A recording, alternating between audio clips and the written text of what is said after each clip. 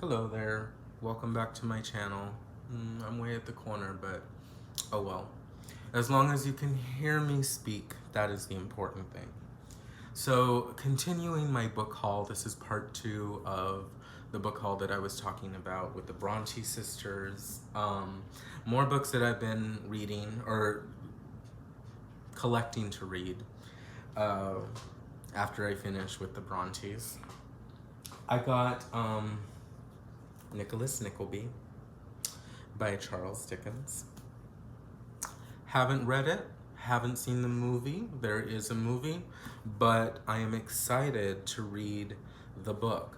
I am very excited also to read Great Expectations, which I think is what I'm going to read next after Jane Eyre. I am fascinated by Great Expectations. I always have been. This will be a reread for me, but I want to approach it from a completely open space, a completely open perspective, and just fall into it as deeply and as meaningfully as I possibly can. And I think from there, if I do read a Charles Dickens novel after Great Expectations, another one, I want to read this one, but I will eventually read this at some point, even if I don't. Nicholas Nickleby. The other novel that I have gotten is Vanity Fair by Thackeray. Huge book, you know, very big book.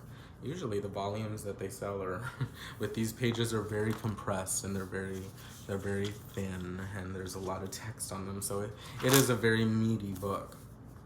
But Thackeray's Vanity Fair. Have seen the movie.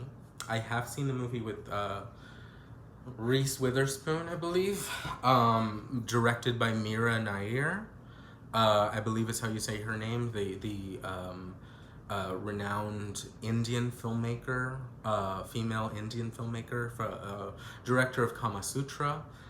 She is a great director, film director, and her movie Vanity Fair was more of a big, larger budget Hollywood type of period piece, but she brought her own unique sensitivity to the project, and it really elevated it beyond your standard period piece that kind of typically gets churned out by Hollywood as its own like subgenre, commercial subgenre. So it's a legitimate film, and it got me interested in reading the source novel by Thackeray. Plus, I don't know if you know this, but Jane Eyre is actually dedicated to Thackeray for his production, for his writing Vanity Fair. Charlotte Bronte was evidently very inspired by him as a fellow writer and artist. So I want to read what she was inspired by, and if she says that it's good, I'm definitely gonna read it. If Charlotte Bronte says read it, well, damn, I'm gonna read it. I eventually am gonna read Melville, Poe, Moby Dick. You know, I've read Billy Budd, but I want to reread Moby Dick. I've read it before. I'm gonna reread it again more deeply and more meaningfully. That's always my goal. I want to approach it with new eyes and open heart. So I feel like if you reapproach a lot of things that you've read in the past, especially with classics, they will speak to you in entirely new ways. And this book might be helpful in discovering a new way with Melville, because I've never seen this book before, but it's called Subversive Genealogy: The Politics and Art of Herman Melville. Doesn't that sound interesting? I mean, it's sort of a literary criticism of Melville. The other book that I got was Lolita, the annotated edition, which I have not seen this annotated edition very often, but I saw it on one of the shelves at a bookstore, and I had to get it. These are all used books, by the way, so they weren't very expensive. Something else that I'm reading is How Not to Diet by Dr. Michael Greger. Complete departure from this literary stuff, but nonetheless enriching in entirely different ways. This is predominantly a science book. It's not necessarily a diet book, but it is a science book that explains the science behind the best diet, for lack of a better word, but weight loss specifically, and healthy lifestyle practices. And it gives you an evidence-based approach to nutrition and weight loss. So that to me is very relevant, something that I'm always very interested in applying to my personal life. And this book is slanted towards a whole plant vegan type of diet as being the type of diet that can best produce weight loss, but also encourage or enhance the longevity of your life. So it's really fun. He's a complete nerd. If you've ever seen Michael Greger on nutritionfacts.org, that's his website, and he's just a nerd. He's very like, I love him. He's really great, and he his methodology makes sense to me because it's clearly laid out scientifically. The science is very clearly laid out, so I like that. It's very empowering, I guess, for me personally. So that's a book that I'm reading. Another book I found was The Crimes of Love by the Marquis de Sade. This, I'm sure is going to be just a really like, I don't know, a lurid pleasure because it's Marquis de Sade and he is quite lurid and wanton and subversive and just, God, it's a Marquis de Sade, like, come on, like, it's decadent, like, pure, horrifying liberty, like, there are no bars, there are no, nothing is withheld, everything is just like, oh, okay, it's kind of scary, but, yeah, this is a very controversial writer, and listen to this. The most infamous themes in this volume: incest, matricide, sadism, hatred of morality, and the unqualified exaltation of perversion. Ugh. Sounds like a lovely Friday night.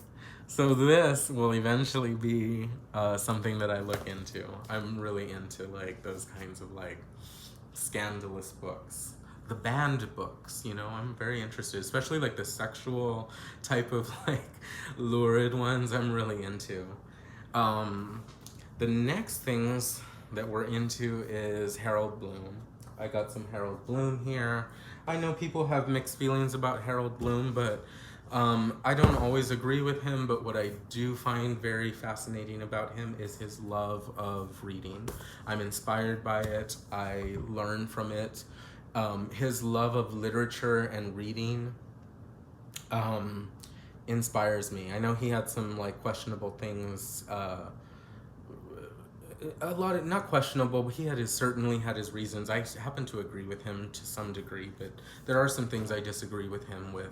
But he was very not up with, I guess, like multiculturalism in promoting you know, books. It's not so much that he was against multiculturalism or promoting books by like authors with different sexual orientation than straight white man, but he reverted to the classics as like a foundation for literary studies, and he rebelled against this idea that we had to replace those things with these books that maybe he didn't see as aesthetically competent as the canonical great works of literature. I hope I'm doing justice to his argument when I say this, but I'm trying to be as clear as I can, as I understand it. But he was against promoting aesthetically inferior books to replace these great works of art. It's not so much that he was against multiculturalism or LGBT things. it's that he was against inferior quality work, and it was just a fact in his mind that these works of art were aesthetically inferior to the canonical works, what he termed the Western canon. So, but nonetheless, his love of literature really inspires me. His love of the classics, and I definitely want to incorporate the classics into my lifelong reading list.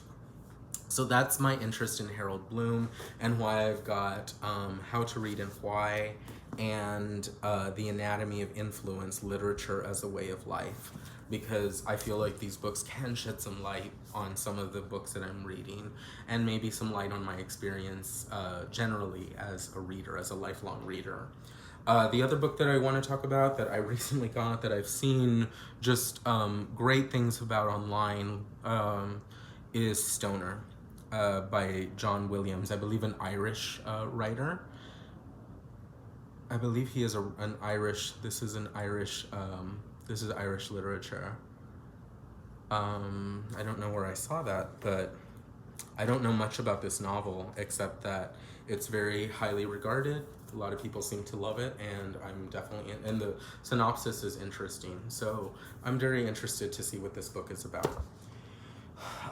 Something else that I'm working on in regards to books is a workbook of Italian grammar drills. I'm trying to learn Italian. I'm doing Duolingo quite obsessively. I'm on a streak and I don't want to break that streak. And I'm really trying to learn Italian during this pandemic. And this book has some great grammar exercises. As you can see, it's like a workbook, and I'm just starting it, but you know, there's all kinds of like good practice in there. So I'm working through that. And the other thing I want to talk to you isn't a book, it's a movie. I ordered this movie, and it is the recent Criterion release of Come and See. This film is it's a Russian film, and it is a war film, an anti-war film, quite brutal. I have seen this movie before, but it's been a long time. Before this movie was available on DVD and Blu-ray, it was actually a pretty hard film to find. You could find it. I found it at the University of Texas at Austin student library, and there's a audiovisual checkout center, and they had these like obscure, not obscure, but I guess this is obscure, you know, like this is a, before it got this sort of restoration, I don't know if maybe it would have been a little harder to find this without paying more money to get a copy of a DVD, and it probably would be like an all-region type of thing. You had to have a specific region, a specific player to play it. Such was the case with a movie called Salo, which was another Criterion release I remember seeing, and it was also very controversial. The 120 Days of Sodom, also based on a Marquis de Sade. Speaking of Marquis de Sade, Salo was based on it. But this movie, disturbing anti-war film, very difficult to watch. My remembering of it is that it was filmed almost like a horror, like a psychological horror, and there's some really difficult, disturbing elements in it. I mean, the whole thing is probably very, very difficult given the subject matter, but a very accomplished film, a very important film nonetheless. And so that's Come and See, Criterion release. That's about it. That's all I have for this video.